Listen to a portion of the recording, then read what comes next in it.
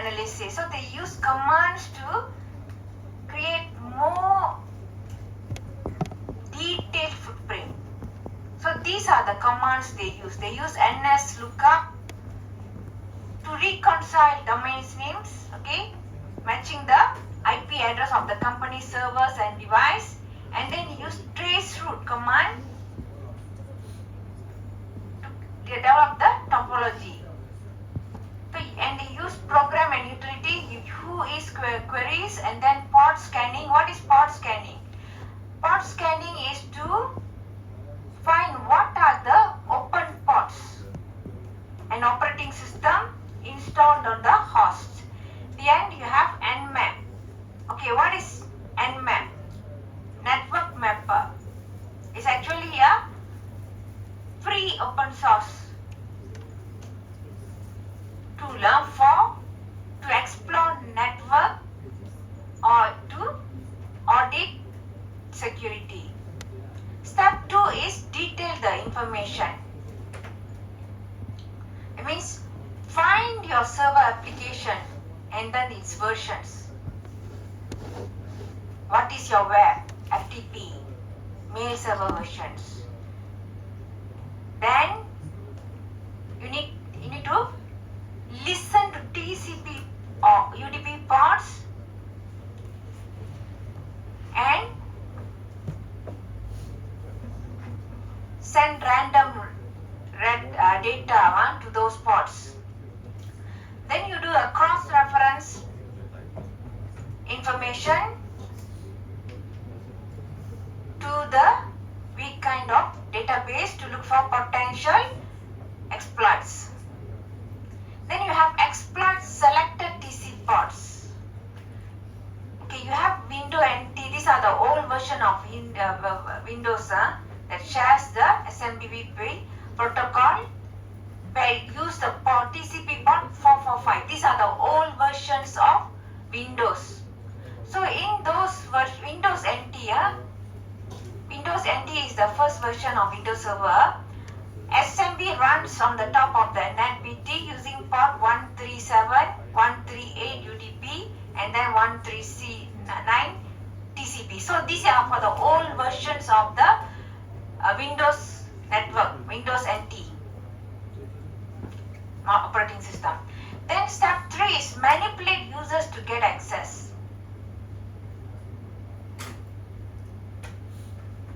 Okay, so even with the latest security technology, a company is still considered vulnerable because of the what? Even you have a very latest technology in your company, it's still considered vulnerable security. Why?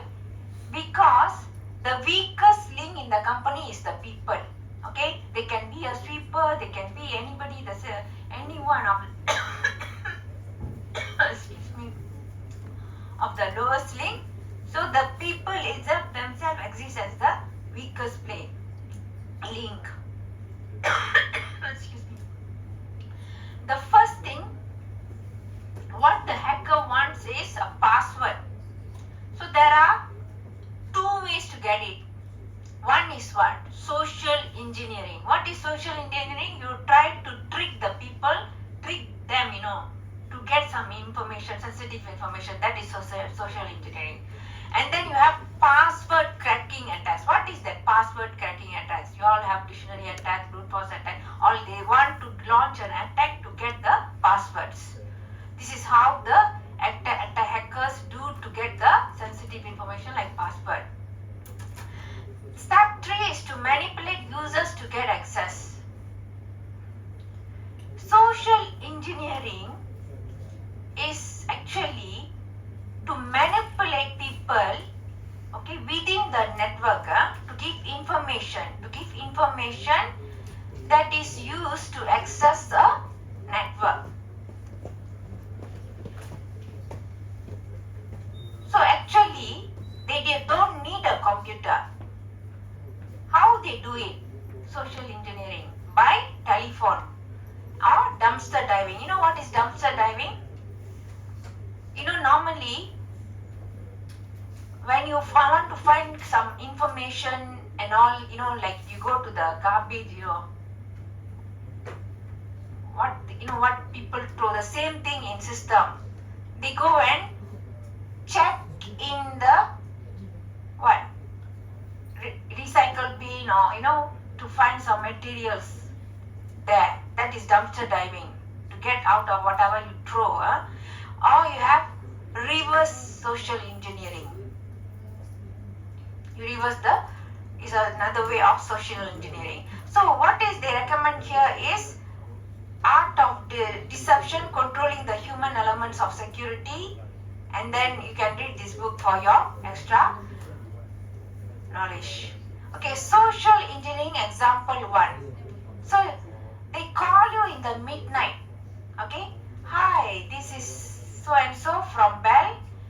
Very sorry to wake you up, but we noticed some unusual activity on your Bell calling card. We are wondering if you are using it to call Baghdad, Iraq for last 6 hours. So look at these. These are the examples they put. Well, we have a call that is actually still active right now, and is now well over 2,000 worth of charge. I'll terminate that call right now, but unfortunately you are responsible for the charges made on your call. Okay? Either they will come as your friend, they want to help you, and then they will make you they will want to push you. They will tell, oh, there's something happened, something happened and you need to settle this. If not, you will end up in a bigger trouble. Okay, that is how the tone goes, for social engineering. Next you have, look, I sympathize with you and I can see you have been victimized here, but I can get rid of the charge. I can lose my job. You see, they want to act as though they are a very good person, want to help you. So, okay, but you have to confirm to some details first. What is your full name and address? Okay, they'll start with full name and your address. Okay, I'll do it for you. I need to check with your bank. Can you give me your password? They will ask like that also. Can you confirm the Bell calling card number? Finally, can you confirm your PIN number? Okay, they will create a story, a story where they are there to help you, and then you are already in the trouble, and then you need to settle this. There's something they are giving, and they will push you. If you don't settle this, you will be land in a big trouble. That's how they trick. Okay, this is social engineering example 1. So example 2 of social engineering is what?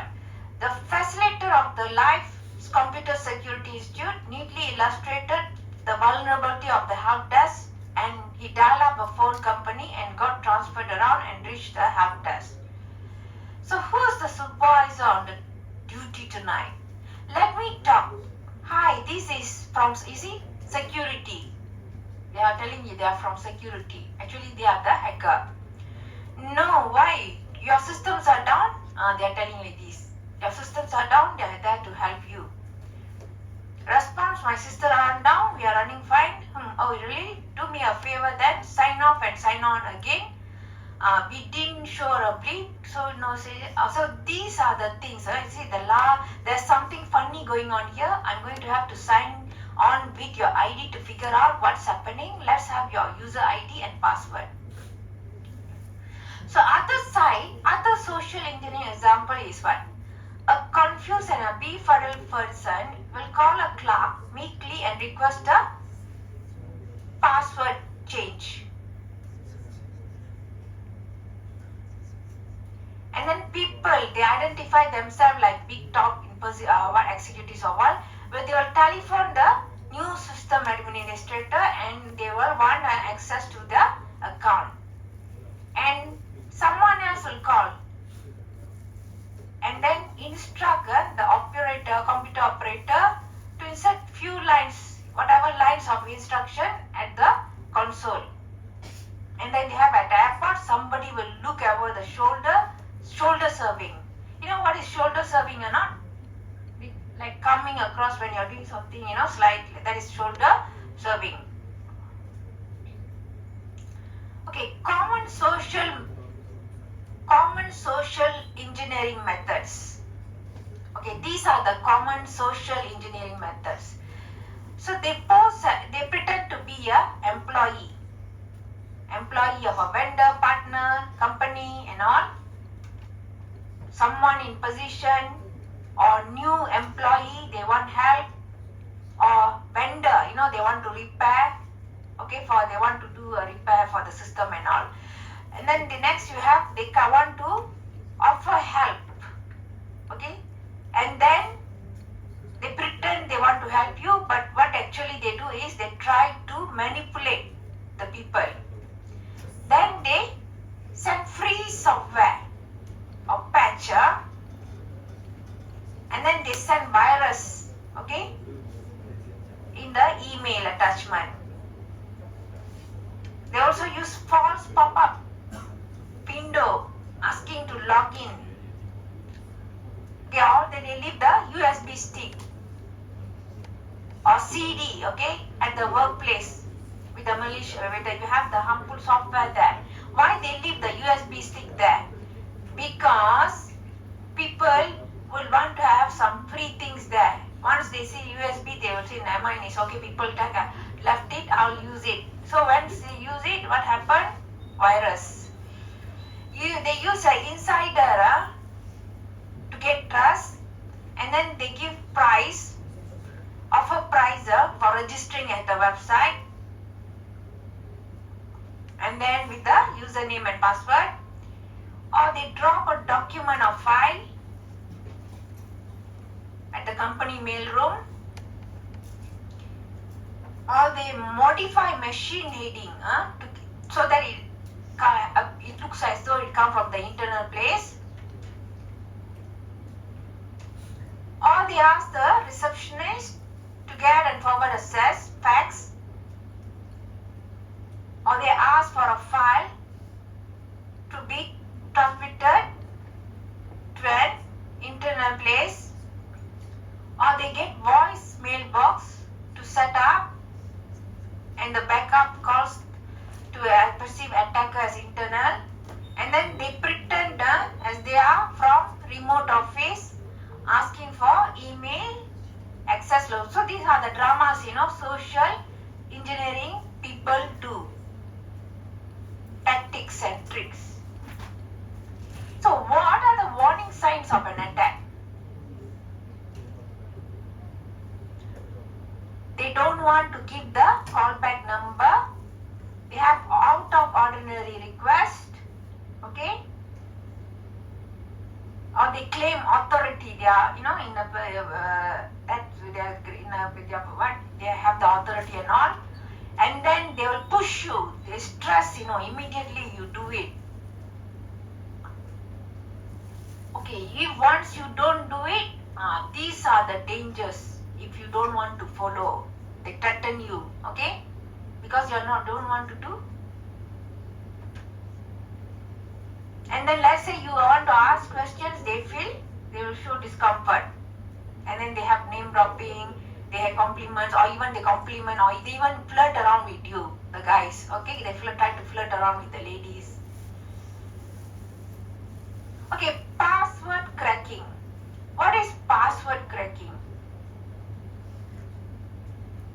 Password cracking is where tools and techniques are used to crack the passwords.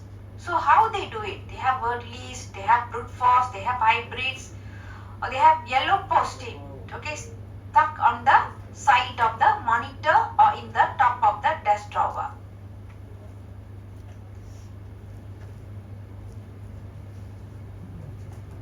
So you have password cracking attacks, and that actually accepts user authentication, like here, NetBIOS over TCP 139, direct host TCP 445, FTP TCP 21, Telnet TCP 23. Okay, step 5 is escalate privileges. So once a passcode is secured, the user level privileges to the host. What the hackers will try to do is that to escalate the privilege.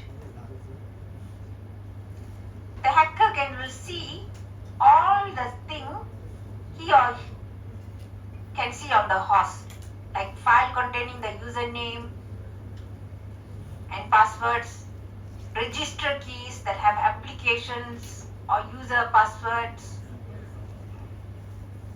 or any other available documentation. So when the host can't be seen by the hacker can launch a Trojan application like this example they gave, W32QAZ to give it a. Step 5 is gather passwords and secrets. Hacker target is what? They target local security, accounts manager database, or active directory of the domain controller. So, hackers actually can use the normal tools like PWDump and then ICS, okay, applications, and hackers can get administrative access to the computers when they do cross-referencing username and password combinations. Okay, step 6 is install backdoor and post directory directors. As for backdoors, okay, they give a kind of way to the system if the front door is locked. That is why backdoor. Normally in programmers, the hackers, they use the backdoor to access the system. So they don't want the username and password because that can leave traces. The thing is they will find vulnerabilities in the system where they can use it as a backdoor to enter the system. So that's a way of the system is not likely to be detected. So backdoor can use reverse trafficking. Like what? Code red, but it use TCP port 8 to instruct the unpatched servers, web servers, to actually that will execute the TFTP connection from the server. And you have port redirectors. Port redirectors, what they can do is they can have bypass the port filters, routers, firewalls, and even can be encrypted over the SSL tunnel that can control over the intrusion detection devices. Step 7 is leverage the compromised system. So backdoors and port redirectors make hackers to attack other systems in the network. We have reverse trafficking that allows hacker to bypass security mechanisms. Trojans allows hacker to execute commands which are undetected, and scanning and exploiting the network could be automated. So the hacker will remain behind the cover on the valid administrator account. So what are the 10 best practices here? Keep patches up to date, okay, by installing them. You always have the software patches, weekly or daily, even if possible. Why? You want to stop the buffer overflow and privilege escalation attacks. Then you need to shut down unwanted services or ports. Then try to create a strong password, but a long enough, and then mixed of letters, numbers and all, and make sure you change them often too. And then have the control physical access to the system and avoid unwanted page inputs.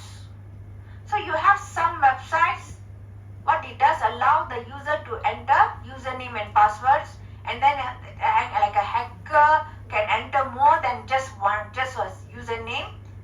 See the example they gave here, entering JDO and all this command might allow the attacker to remove the root file server. So the programmers must have the limit for input characters and should not really accept unwanted invalid characters like all this, like input. 6 is have backups and test the backup files regularly, and then train the employees about the risk of social engineering. Okay, the employees should be trained. So what is social engineering? People will call up, sell you mails to trick you and all. What are their intentions and all? So you must be trained. And then you must have strategies or planner to validate identities over the phone, via or email or in person. Who is the person calling and all. Then you have encrypt and password protect sensitive data. So you need to use all this encryption and then password protect sensitive data. Then for 9 you have implement security hardware or software like what? Firewalls, intrusion prevention system, VPN, antivirus and all. Okay, so you need to implement hardware, security hardware and software like firewalls, IPS, VPN, antivirus or content filtering. And then for 10 you need to create written security policy for the company. So written security policy means what access you can talk about, who are allowed to access, who are allowed to should be blocked and all. Okay, that's it. We go to the next chapter.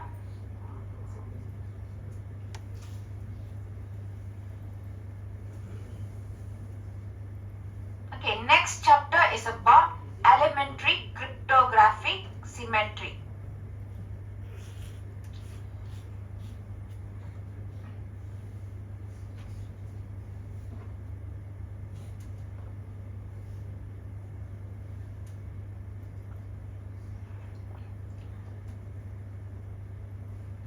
Okay, here you need to explain basic principle of symmetric encryption as objectives are understand signification of physical cipher structures, describe the structure and function of DES, distinguish between 2 key and 3 key DES, and then you need to describe the structure and function of AES, and then you need to compare and contrast the stream encryption and block cipher encryption.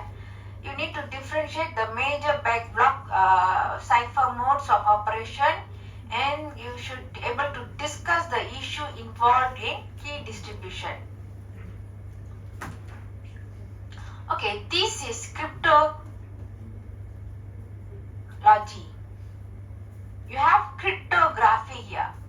So cryptographic is divided to 2, that is symmetric cryptographic and asymmetric cryptographic. So in symmetric cryptographic, you use secret key for both encryption and decryption. For asymmetric cryptographic, you use 2 keys. One is public, the other is private key. So when you use the keys, public and private key, it must belong to the same pair.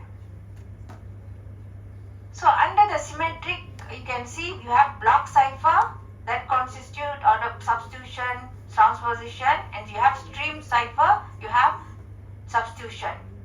As for asymmetric encryption, you have integer factorization and discrete algorithm, and then you have cryptanalysis.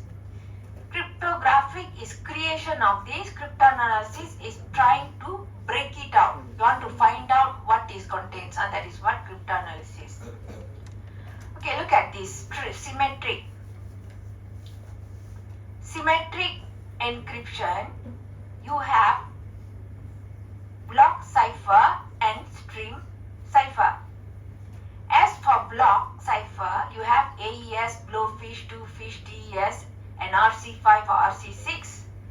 For stream, okay, it's called block because it is processed in block. This symmetric is called called stream because it's processed in bits of stream, bytes. It's called RC4, A5X, and then seal. Okay, look at the basic definition here. What is cryptography? It is secret writing. What they meant by secret writing? You want to send a message to your friend, you don't want it to be read by others. What you do?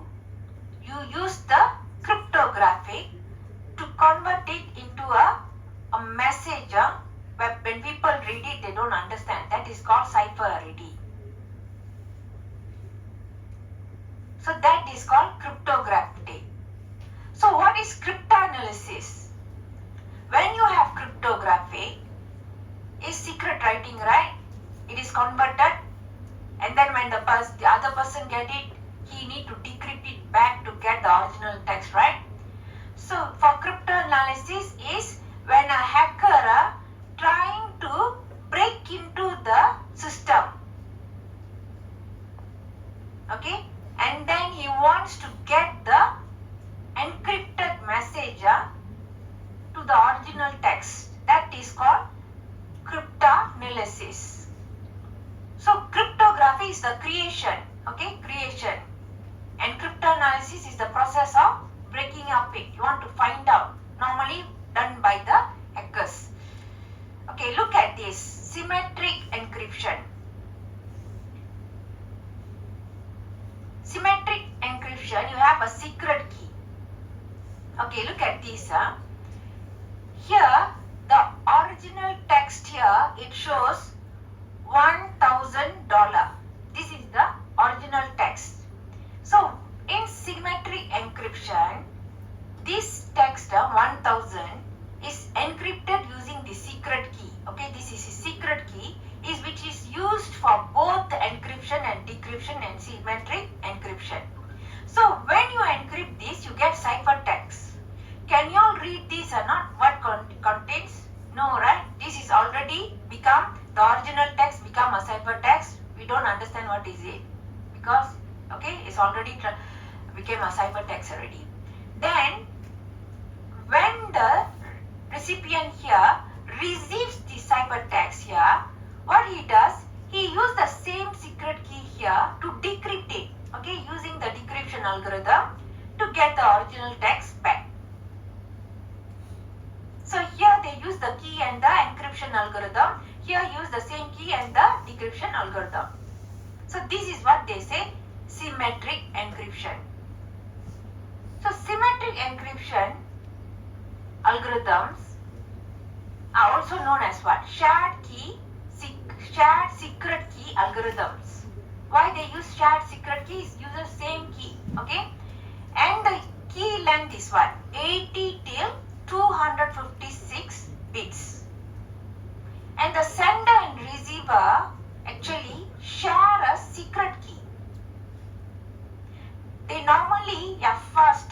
You know why it's fast? Because they only use one key and the algorithms are normally based on simple mathematic operation.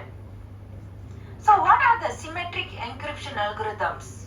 You have DS, 3DS, okay?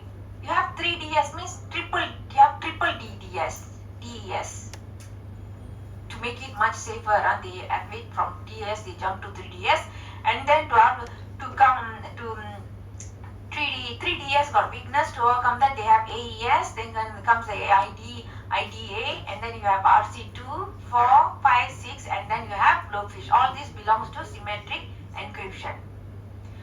Okay, symmetric encryption principles are also known as conventional encryption.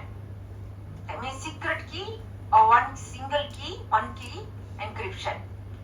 So here you have the sender and receiver using the same key. And you have all algorithms, okay, based on the shared secret principle. So these are the 5 ingredients. You have plain text. What is plain text? That is the original message. Then you have encryption algorithm. What is decryption algorithm. It produces what? Substitutions and transformations. Then you have the secret key. That is the input. When you have the algorithm, you need to have the secret key because the secret key is used as an input to the algorithm. And then what is ciphertext here? They are the output. Once the encryption algorithm with the secret key is done on the plain text, what you produce ciphertext. Ciphertext is what? It's a coded message or scrambled message as the output. At the end, what they use is decryption algorithm. Okay, decryption algorithm is to get back the original message. Algorithm run in reverse. Okay, symmetric encryption algorithm. Symmetric encryption algorithm, you have DES. Okay, the length of DES is 556 in bits. It was created in IBM during the 1970s. Okay, so it is used as the NIST standard till 1997 and considered outdated, but DES is still widely used. DES was created to be used only in the hardware. So when it comes to software, it will be very slow.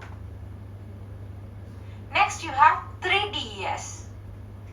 3DES, the key length is 112 and 168 bits.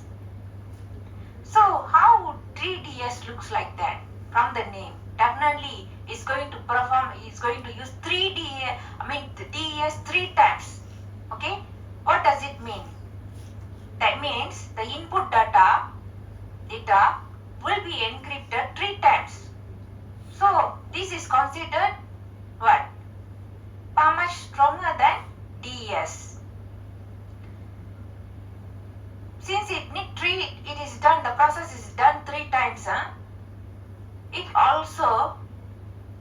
it can be considered what? Slow, right? Compared to the block cipher like AES.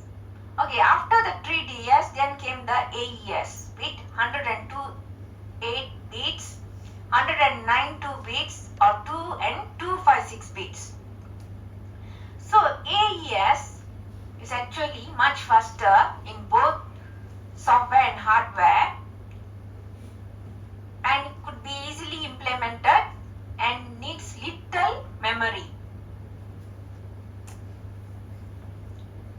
So this is actually a new encryption standard and widely deployed worldwide. Okay, next you have software encryption algorithm sealed. Its key length is 160 bits. Sealed could be an alternative algorithm for DES, 3DES and AES. So it uses 160-bit encryption key, and our specialty is it got lower impact to the CPU when compared to the other software-based algorithms. Okay, now look at the RC series.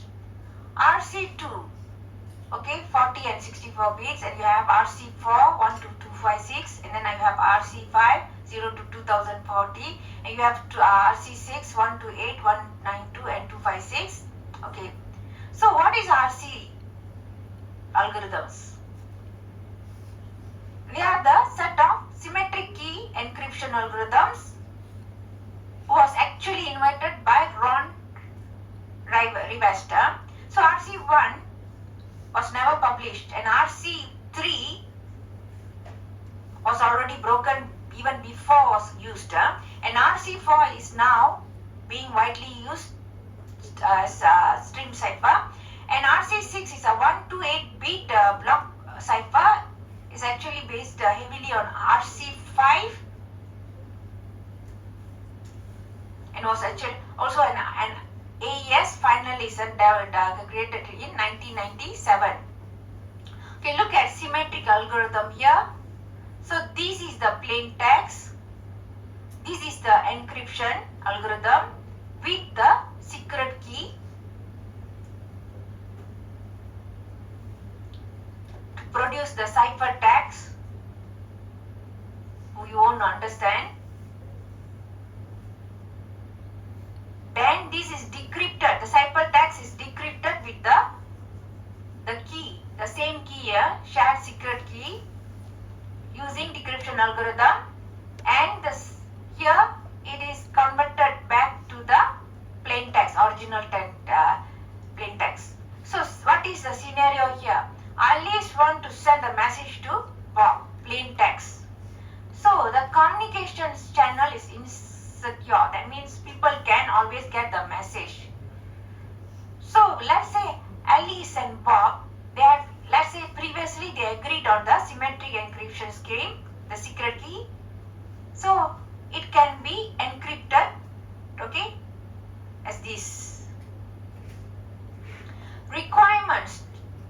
What are the requirements to use symmetric encryption? A strong encryption algorithm. Okay, that is the first requirement.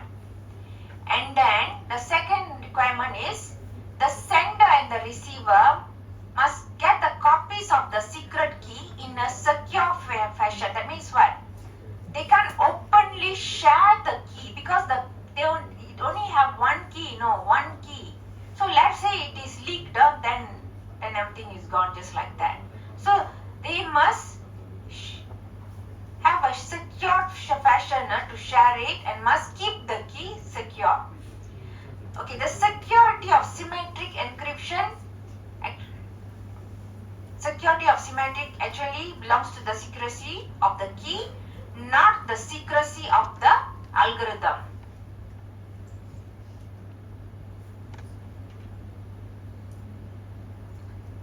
So this allows for the everyone to easily, widespread of use. That means everybody can easily use it. Really use it. And then the manufacturers can create low-cost chip implementations of data encryption algorithms, so that chips can be widely used and incorporated into the products. Okay, these are the basic things, notation. For secret key, so when you are studying encryption, you will come across all this. For secret key, they use what? K. So when you see this K, you know they are using secret key. So for encryption function, they use this EK here, this key. Okay. P is what? Plain text. So this is the encryption function. For the decryption function, they use D. Here the K. This is the key. K stands for K here. Then they put the, when you want to decrypt, you can only decrypt a ciphertext. When you want to encrypt, you can only encrypt a plain text. That's a rule. And plain text length basically is the same as the ciphertext length. So encryption and decryption actually permutation functions. Then all actually is a set of the n bit arrays. So as for the efficiencies, you have functions EK and DK should have efficient algorithm.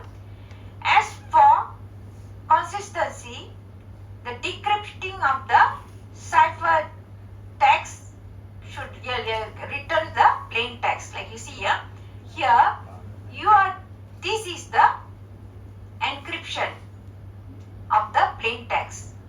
So the whole thing here, you are decrypting with the key to get back the original text. So this is the whole thing here. This one is the encryption. This is the plain text. And this whole thing returns what? Ciphertext. When it returns ciphertext, what you do? You do decryption using the key here to get the original text, that is the plain text here.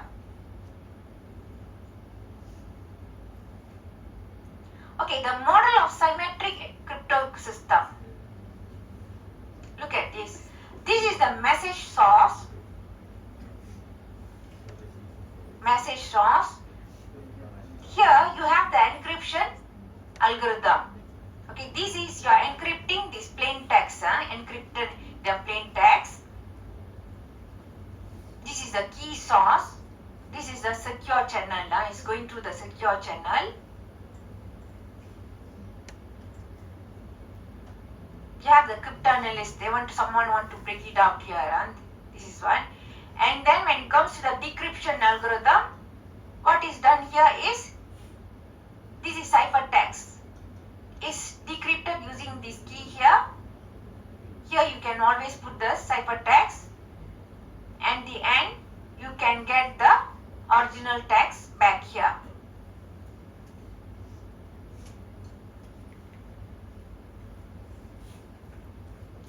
Okay, cryptography is classified with 3 independent dimensions. First, you have the type of operations used to transform plain text to ciphertext. First is substitution. What is substitution? Substitution means you want to replace, like you want to ganti. Each element in the plain text is mapped to another element. That is substitution. Or you have, the next you have transposition. That the elements there are arranged, rearranged in position, according to its position. That is transposition. Then you have number of keys used here.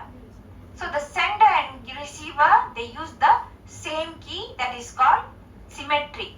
When the sender and receiver using the same key is called symmetry. When the sender and receiver, they are using different keys, it's called asymmetry.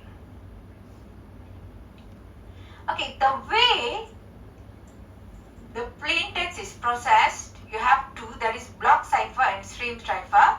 What is block cipher? The process, it processes the input one block of the elements at the time. That is why it called block cipher. So when it comes to stream cipher, it processes the input elements continuously, stream. That's why it's called stream. Stream in bits or bytes. Okay, types of operation. The type of operations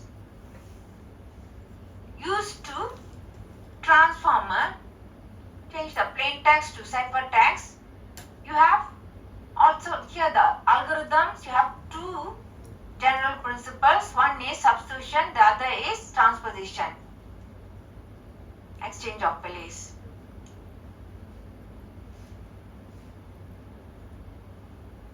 Plain text input, encryption, they have the secret key shared by the sender and recipient.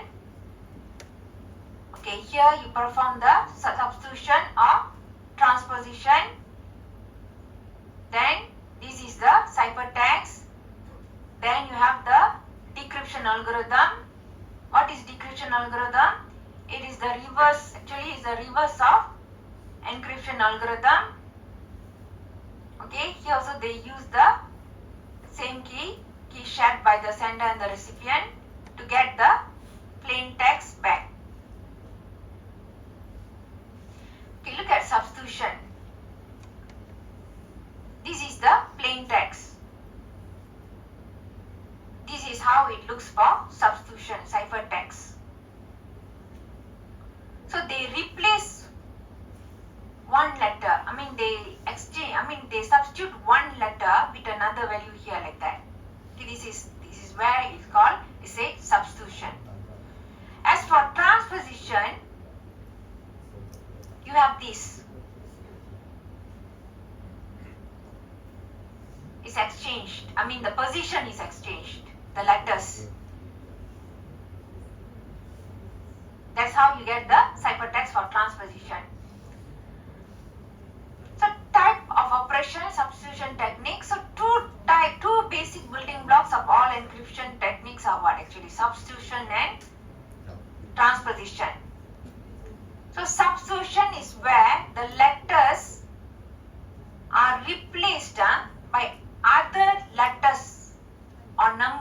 symbol.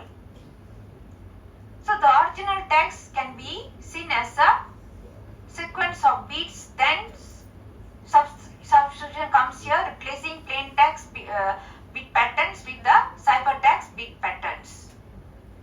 Okay, one of the simplest and earliest known use of substitution cipher is Julius Caesar. Okay, used by Julius Caesar is replaced with the letter 3 over in the alphabet like this. So you can see here A, B, C, D, E, F, and then it comes here A, B, C, D.